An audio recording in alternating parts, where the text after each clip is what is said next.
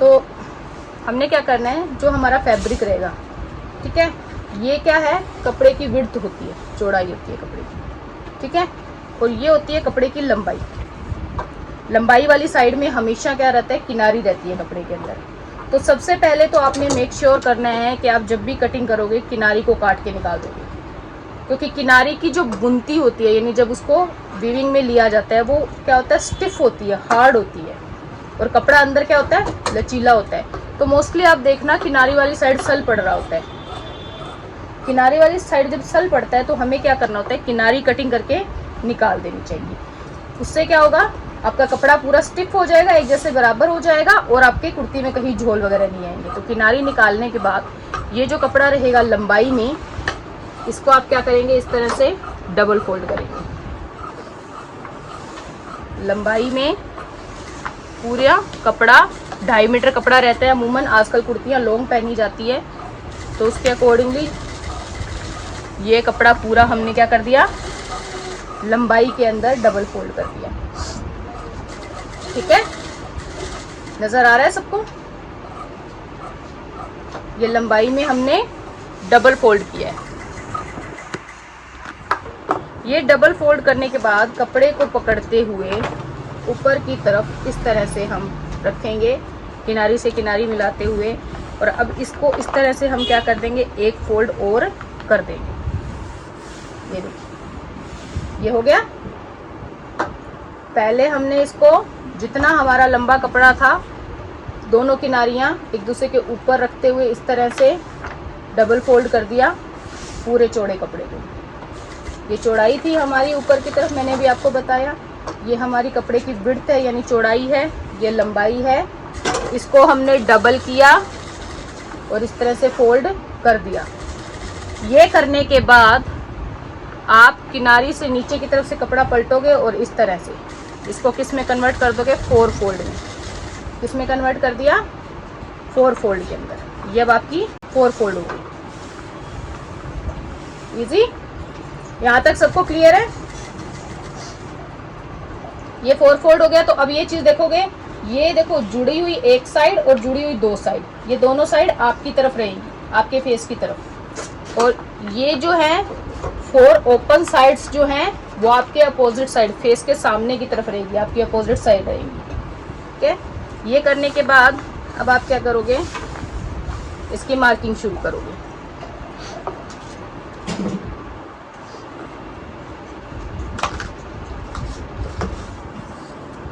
Chart paper कम चौड़ा होता है, ठीक है, तो इसमें बड़े साइज की कुर्ती हम बता नहीं सकते, लेकिन जिनका जो भी साइज है, जिसका जो भी साइज है वो इसी के अकॉर्डिंग मार्किंग होगी। ठीक है, मार्किंग का सबका तरीका यही रहेगा, साइज चाहे कोई भी है। सिर्फ हमें देखना क्या होता है, गले की गहराई कितनी है और चौड़ाई कितनी है, प्लस हमारे आर्म होल की कटिंग कितनी है, मैं उसी पे ध्यान देना है। ये करने के बाद गला क्योंकि 6 से 6.5 इंच है, आगे का 6, पीछे का 6.5, दोनों 6 से ऊपर है, तो मैंने शोल्डर 6 इंच पे मार्क किया। कितने पे किया, 6 इंच पे। शोल्डर हम तीरे को बोलते हैं, जो जैसे हमने ये फोल्ड किया है, ऊपर की तरफ चौड़ाई वाली साइड में क्या लगता है, हमेशा हमारे तीरे का निशान लगता है। ये तीरे का निशान लगाने के बाद 7.5 इंच मैंने किसका लगा दिया, आर्म होल का निशान।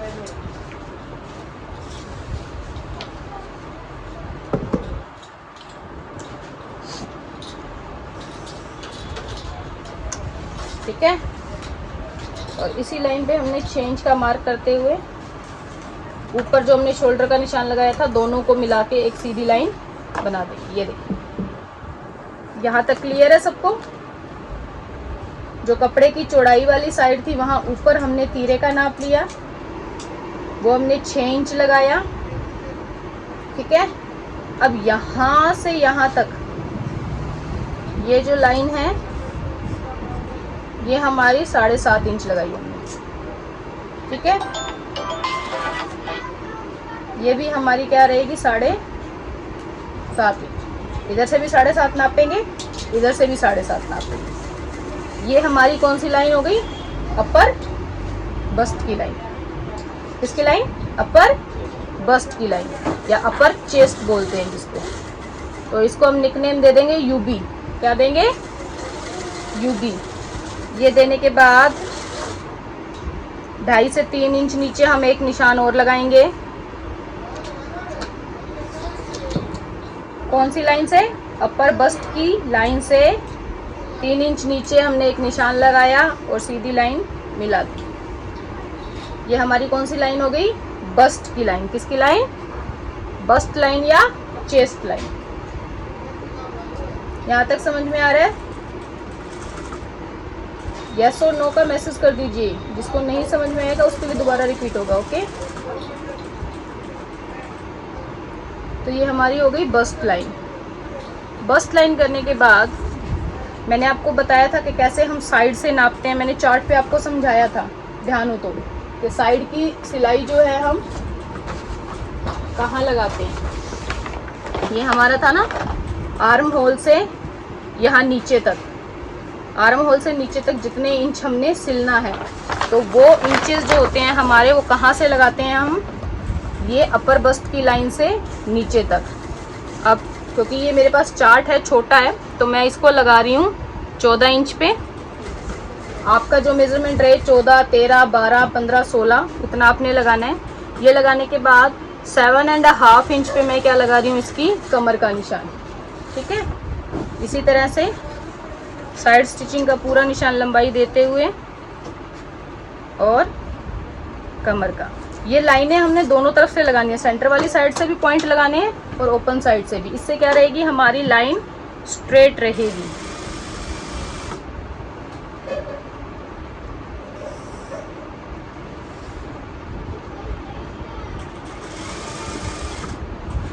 ठीक है, अब ये हो गई हमारी वेस्ट की लाइन और ये हो गई हमारी हिप की लाइन। 4 लाइंस क्लियर है? सबसे पहले हमने 6 इंच शोल्डर लिया, 7.5 इंच हमने आर्म होल की लंबाई ली। ये सिर्फ किस लिए? कि हमने ये बॉक्स बनाना है इसके लिए। इससे नीचे जो पूरी लंबी लाइन बनेगी ये हमारी क्या हो गई? अपर बस्ट की लाइन। अपर बस्ट से 3 इंच नीचे, यहाँ से यहाँ तक का गैप कितना है? 3 इंच का। ठीक है, इसके बाद यहाँ से यहाँ तक का गैप है हमारा 7.5 इंच का, और यहाँ से यहाँ तक का जो हमारा गैप है वो हमारा है 14 इंच का। अब आपको क्या करना है? यहाँ से यहाँ तक का जितना मेजरमेंट हो कस्टमर का, उतनी ही दूरी रखनी है, उतना ही नाप रखना है। ठीक है, अगर किसी का 16 है तो ये यहाँ से यहाँ नीचे तक कहाँ पर होगा? 16 इंच तक लग जाएगा। अगर 15 है तो 15 पे लग जाएगा, किसी का 13 है तो 13 पे लग जाएगा, कोई 12.5 पे कर रहा है तो 12.5 पे लग जाएगा। तो वो अलग अलग रहेंगे। ये सिर्फ हिप का निशान अप एंड डाउन होता है। कमर आपकी 7.5 से 8 इंच पर ही लगेगी। ठीक है, ये जो है 2.5 से 3 इंच पर आप इसको बस्ट को रखेंगे। जब आप किसी कस्टमर का मेजरमेंट लेते हैं ना, तो आपको देखने पर पता चलेगा कि उनकी बस्ट जो है कहाँ पर सेट आ रही है। 2.5 इंच सेट आ रही है, 3 इंच सेट आ रही है। ठीक है, बॉडी स्ट्रक्चर सबका अलग अलग होता है, तो उसको देखने पर आप महसूस कर पाओगे वो कितना इंच आर्म होल से नीचे जो उभार आ रहा है। तो आप इसको 2.5 से 3 इंच पर ले सकते हैं। ये करने के बाद अब हमने क्या करना है? मार्किंग करनी है। जितना आपका मेजरमेंट है चेस्ट का, बॉडी मेजरमेंट, तो मैंने पहले भी आपको बताया था कि बॉडी मेजरमेंट प्लस 2 इंच और जो आंसर आएगा उसको 4 से डिवाइड। जब हम शरीर का नाप लेके निशान लगाते हैं तब, अगर आपने कुर्ती का नाप लिया है तो आपको ये 2 इंच प्लस नहीं करने हैं। ठीक है, अगर आपने बॉडी का नाप लिया है तब आपको ये 2 इंच प्लस करने हैं। तो ये 2 इंच प्लस करके 4 से डिवाइड हो जाएगा। जो आंसर आएगा वो हम क्या करेंगे? यहाँ पर मार्क करेंगे। अब मेरा जो ये बॉडी मेजरमेंट है ये है 30 इंचेस का, तो 30 के अंदर क्या हो गया? 30 के अंदर मैं 2 इंच प्लस करूंगी तो कितना हो जाएगा? 32 इंचेस। 32 इंचेस को अब मैंने क्या करना है? 32 का 4th कितना हो जाएगा? 8। तो मैंने ये 8 इंच पर मार्किंग कर दी। ये मार्किंग करने के बाद पीछे मैंने क्या करना है, 2.5 इंच लूजिंग छोड़नी है। ये वो लूजिंग है जो हम कपड़े के अंदर एक्स्ट्रा मार्जिन छोड़ते हैं सिलाई के बाद, ठीक है। ये हो जाएगी। अब आपको बस्ट लाइन देखनी है। अगर आपकी बस्ट और अपर बस्ट में 1, 1.5 या 2 इंच का फ़र्क है तो आपको ज़्यादा कोई छेड़छाड़ नहीं करनी, ठीक है।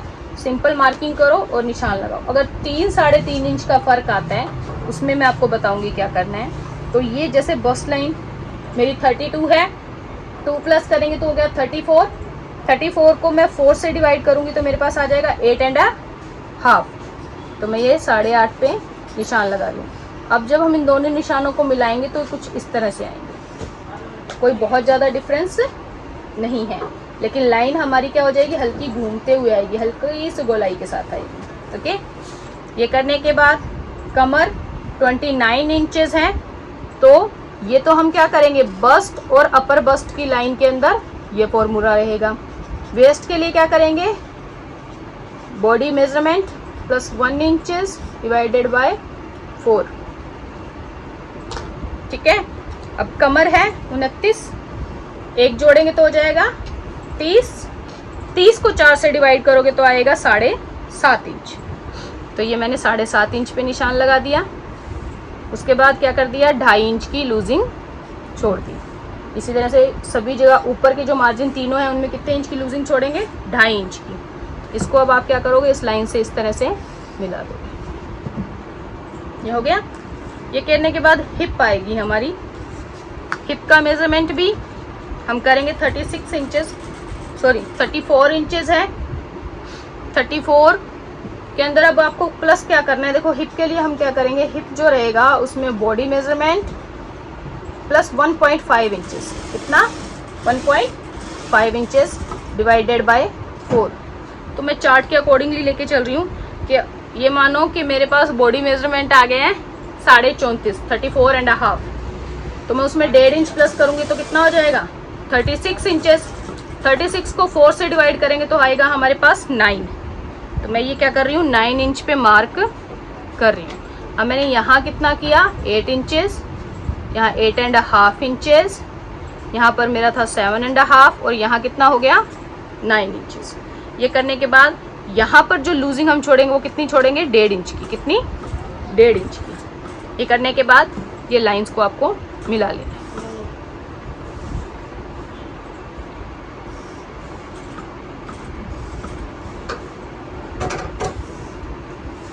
ये हमारी मार्किंग हो गई। अब ये क्या है, ये हमारी सिलाई की लाइन है। ये किस पे क्या है, ये स्टिचिंग मार्क है हमारा, ये हमारा स्टिचिंग मार्क है, ठीक है। और ये हमारा क्या है, कटिंग का मार्क है। यानी पीछे की जो हमने 2.5 इंच 1.5 इंच छोड़ के लाइन लगाई, ये हमारी कटिंग मार्किंग है। आगे वाली लाइन ये हमारी क्या है, स्टिचिंग मार्किंग है। यहाँ पर हमने क्या करना है, स्टिच करना है। ये करने के बाद आपकी लंबाई जितनी है उतने का आपने निशान लगाना है। नीचे से अगर हिप के बराबर घेर है तो आप क्या करोगे, हिप के बराबर मार्किंग कर दोगे। अगर कम ज़्यादा है तो जितना कम ज़्यादा है उतने का निशान लगा के ये इस तरह से आप लाइन से उसको मिला लोगे, हिप की लाइन से। तो ये हमारी कुर्ती की मार्किंग इस तरह से कंप्लीट होगी। तो ये हो गया। अगर आपका यहाँ से डिफरेंस 3 इंच आता है, यानी अपर बस्ट तो क्या हो गई, 34 हो गई, ठीक है, और बस्ट लाइन उससे क्या हो गई, 3 इंच ज़्यादा है, 37 हो गई। तो डिफरेंस बहुत ज़्यादा हो गया। तब हमने क्या करना है, देखो अगर इस तरह की सिचुएशन आती है तो ये चीज़ देखो कि इतना ज़्यादा गैप जो होगा तो बहुत ज़्यादा घूम जाएगा। अगर ऐसे घूम जाता है ना तो अंडर आर्म्स में एक बबल सा क्रिएट हो जाता है। तो अगर इस तरह की सिचुएशन होती है तब आपने क्या करना है, ये जो साइड प्लेट होती है ना, ये वाली, ये डाली है। इस प्लेट से क्या होता है, मार्जिन कवर हो जाता है जो एक्स्ट्रा रहता है, और यहाँ से एक स्ट्रेट लाइन फॉर्म होती है जिससे क्या होता है, बबल की प्रॉब्लम ख़त्म हो जाती है। तो ये नॉर्मली रहता है। बेसिकली जो नॉर्मल मेजरमेंट्स रहते हैं उनमें हमारी ये मार्किंग इसी तरह से होती है। ये करने के बाद अब आर्म होल हम क्या करते हैं, देखो अगर मैं यहाँ 2.5 इंच लगाती हूँ, मैंने कहा था ना ये वेरी करता है आर्म होल की मार्किंग, तो ये क्या हो गया, हमारी चेस्ट लाइन की जो स्टिचिंग लाइन है उससे काफ़ी दूर हो गया, ना, क्योंकि हमारा चेस्ट का जो मेजरमेंट है वो कम है। तो अब इसमें हम 2.5 के बजाय क्या करेंगे, 2 इंच पे निशान लगाएंगे। ये लगाने के बाद हल्की गोलाई देते हुए हमने क्या करना है, ये लाइन मिलानी है। अगर आपको इस तरह से समझ में ना आए कि मैंने कितने इंच क्या करना है, ठीक है, तब आप क्या करोगे, अपने फ्रेंच कर्व को लोगे, इस तरह से एडजस्ट करोगे, एक पॉइंट यहाँ पे इस तरह से। ये जब आप एडजस्टमेंट करोगे ना, तब आपका क्या हो जाएगा, गोलाई की मार्किंग सही ऑटोमेटिकली आ जाएगी। ये कर दिया इस तरह से, तो ये आपका आर्म होल बन जाता है। अब इसको आप नाप के देखोगे, तकरीबन 2 पौने 2 इंच से, पौने 2 इंच से आपकी जो है बैक की कटिंग आ गई। अब फ्रंट की करनी है। फ्रंट के लिए आप क्या करोगे, 1 इंच अंदर की तरफ, कौन सी लाइन पे, ये जो हमने तीरे वाले निशान नीचे दिया था ना, उसमें 1 इंच अंदर की तरफ निशान लगाओगे। ये करके इस लाइन को इस तरह से ऊपर शोल्डर की लाइन से मिला लोगे। ये आपने कब करना है, जब आपका यहाँ से आर्म होल कम गैप का निकल रहा हो, यहाँ से आर्म होल आपका कम गैप का निकल रहा हो, तब आपने 1 इंच अंदर की तरफ निशान लगाना है। ये लगा के यहाँ से आप क्या करोगे, 1.25 इंच का निशान लगा लोगे अपना, ये लगा के, और ये लो,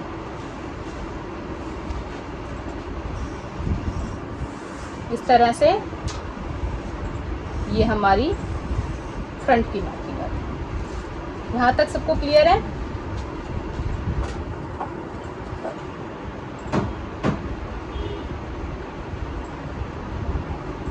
ये जो दूरी है ये आप 36 के अकॉर्डिंगली 2.5 इंच पे आराम से आ जाएगी, ठीक है। तो जैसे जैसे चेस्ट साइज कम होता जाता है ना, तो ये गैप भी कम होता जा रहा है। समझ गए मेरी बात को? चेस्ट साइज कम हो रहा है, उतना ही वो हमारी आर्म होल की लाइन के नजदीक आ रहा है। जितना नजदीक आएगा उतना हमारा ये आर्म होल जो है बैक का, वो क्या होगा, कम शेप लेगा। कम शेप लेता है तो हमें फ्रंट के आर्म होल के लिए क्या करना पड़ता है, अंदर की तरफ निशान लगाना पड़ता है।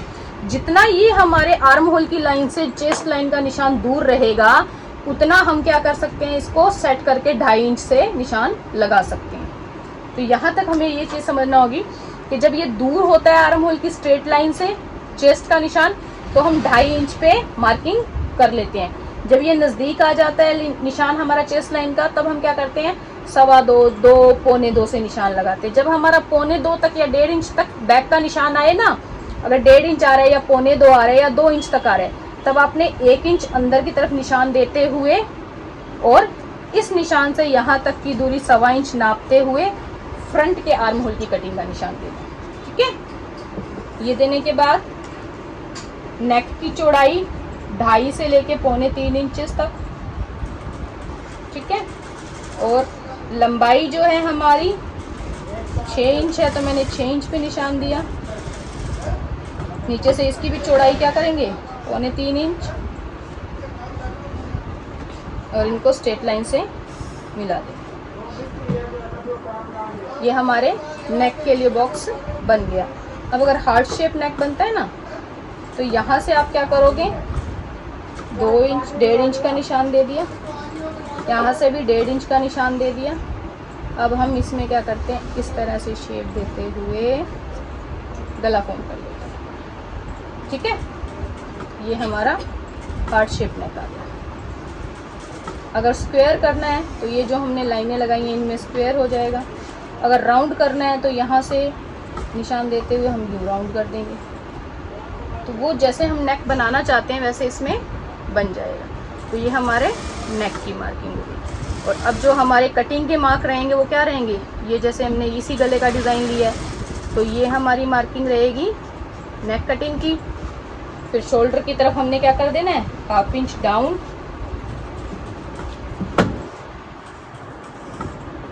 ये 1/2 इंच डाउन का निशान। अब ये हमारी कटिंग मार्क का है। बैक का जो आर्म होल है ये हमारा कटिंग मार्क है, और पीछे की लाइन हमारी कटिंग मार्क है। तो इस पर हम कटिंग करेंगे। मेरा सीजर किसने दिया है?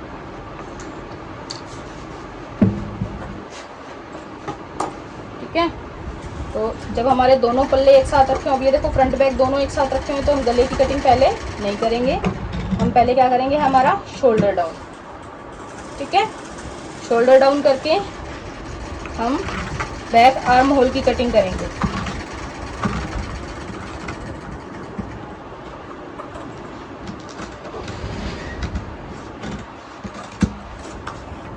ये कटिंग करके हमने निकाल दिया, ठीक है। अब यहाँ से कटिंग करते हुए उनका क्या नेम था जिनकी क्वेरी थी नेक को लेकर के?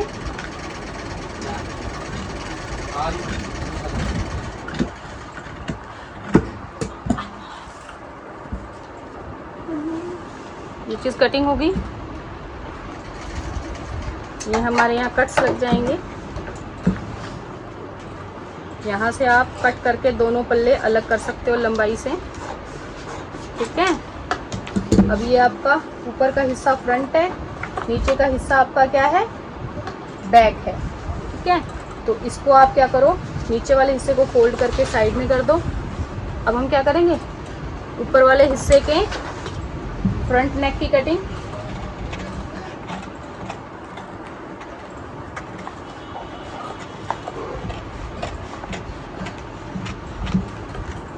ये हमारे फ्रंट नेक की कटिंग होगी।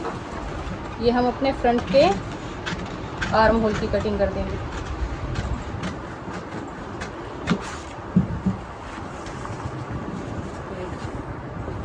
ये हमारा फ्रंट का नेक और आर्म होल दोनों कट हो गए। अब इसको साइड में रखते हुए आप बैक के पार्ट को उठा लोगे और जो इसका नेक है इसकी मार्किंग करते हुए इसकी कटिंग कर लोगे।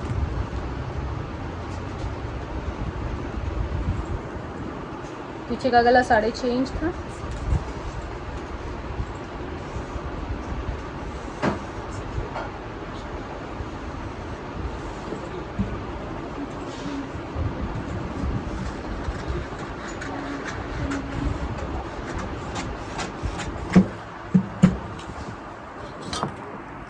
ये देखिए, अब ये हमारा बैक नेक का पार्ट पूरा कटिंग हो गया विद नेक, ठीक है। और ये हमारा फ्रंट का पार्ट कट हो गया। गले भी अच्छे से शेप में आ गए। हमें दो बार अलग अलग मार्किंग भी नहीं करनी पड़ी कि एक बार पहले हमने फ्रंट के लिए निशान लगा के कटिंग की फिर हम लोग बैक के लिए निशान लगा के कटिंग करेंगे, ऐसा भी नहीं करना पड़ा। एक ही बार में हमने क्या कर लिया, हमारा फ्रंट और बैक दोनों की कटिंग कर ली। आपने लिखा है कि आपका शोल्डर 12 इंची है। क्या आप स्क्रीन पे हमारे सामने इसको मेजर कर सकते हैं? गुमित कौर का माइक ऑन करना, गुमित कौर का।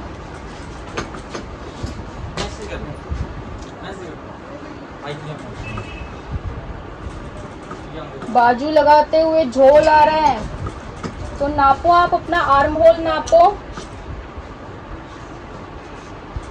बैक का पार्ट 2 इंच लंबा क्यों रखेंगे? जब आप किसी भी कुर्ती की कटिंग करते हो, देखो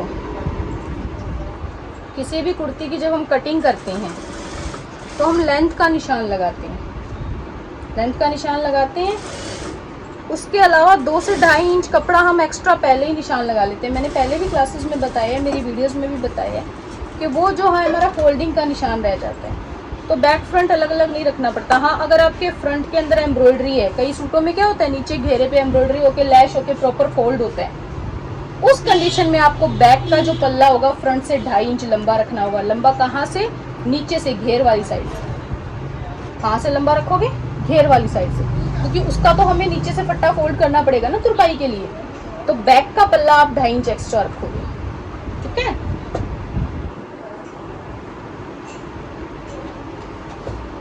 अगर फ्रंट 6 तैयार चाहिए तो आपको 6 ही कटिंग करनी पड़ेगी। देखो ये मेरा 6 इंच नेक है तो मैंने 6 ही काटा है, लेकिन जब मैं इस पे सिलाई लगाऊंगी तो ये आधा इंच दब के ऑटोमेटिकली आधा इंच बड़ा हो जाएगा। लेकिन जब मैं इसकी शोल्डर की सिलाई लगाऊंगी तो वो आधा इंच दब के वो कवर हो जाएगा, तो मेरा गला 6 इंच प्रॉपर तैयार रह जाएगा। ऐसा नहीं है कि आपने 6 इंच काटना तैयार करना है तो 6.5 करो, नहीं, ऐसा नहीं करना है।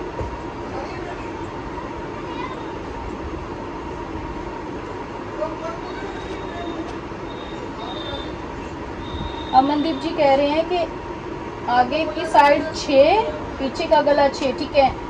डेप्थ 2.5 इंच, 2.5 इंच मतलब ये चौड़ाई आप 2.5 इंच रखते हैं अमन जी? अमन जी मुझे रिप्लाई कीजिए, ये चौड़ाई आप 2.5 इंच रखती हैं? ओके, तो आपका जो है शोल्डर गिरता है,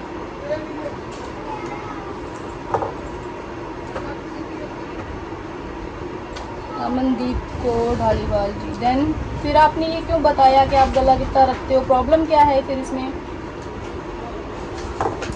मैंने सिर्फ ये क्वेश्चन किया है कि जिन्होंने मुझे कल मैसेज किया था,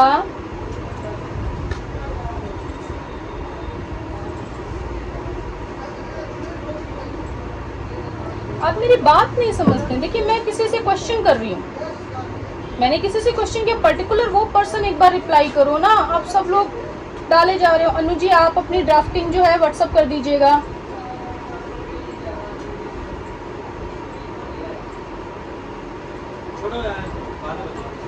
चलिए जिनका भी है वो प्रॉब्लम हो मुझे व्हाट्सअप कर देना, मैं देख लूंगी, ठीक है। सो आज हमारी जो क्लास है वो यहाँ फिनिश होती है। मैंने आपको बताया कि किस तरह से हमें मार्किंग करनी है, ठीक है।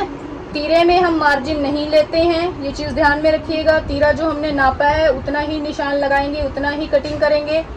गले की जितना हमारा मेजरमेंट है उतना ही काटोगे, एक्स्ट्रा नहीं बढ़ाओगे। अगर 6 इंच गला कस्टमर का तो आप 6 इंच पे ही निशान लगाओगे, 6.5 पे नहीं लगाओगे। 6 इंच पे निशान लगाओगे। जब इसकी सिलाई लगाओगे ना तो इतना कम से कम दबाव जो है वो सिलाई में जाता है, ये दबाव सिलाई में जाता है। ये दबाव जाएगा तो गला ऑटोमेटिकली क्या होगा, लंबा हो जाएगा। फिर जब यहाँ से सिलाई लगाओगे तो जितना आपका गला नीचे बढ़ा उतना कवर हो जाएगा, तो गला प्रॉपर तैयार हो जाएगा, ठीक है। और ये सारी सिलाइयाँ भी इसी तरह से लगेंगी। और इसके साथ ही ये कुर्ती की हमारी जो कटिंग है वो कंप्लीट होती है। सो कल मिलते हैं कल की क्लास में। कल की क्लास के अंदर हम लोग डिस्कस करेंगे जिसको भी जो प्रॉब्लम आई है। तो आज कटिंग करके सब लोग मुझे व्हाट्सअप कर दीजिएगा, ठीक है।